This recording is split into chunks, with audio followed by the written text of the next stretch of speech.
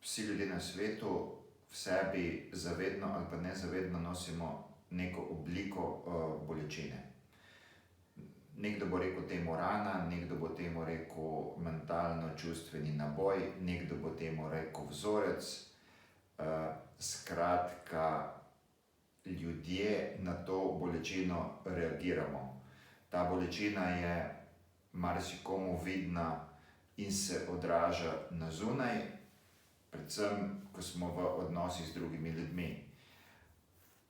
Imamo takšne in drugačne reakcije in ker smo jih navajeni, počasi pozabimo, da so kakorkoli povezane z to bolečino, in dokler te naše bolečine ne sprejmemo in se je ne zavemo in je ne pozdravimo, smo kot nek tempiran program, na katerega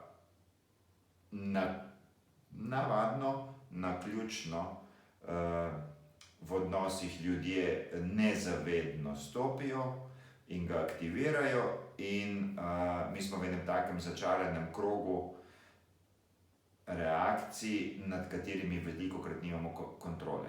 Potem si pa te naše reakcije razlagamo, ali smo užaljeni, ali se počutimo kot žrtev, ali mislimo, da se moramo braniti, ali mislimo, da moramo napasti.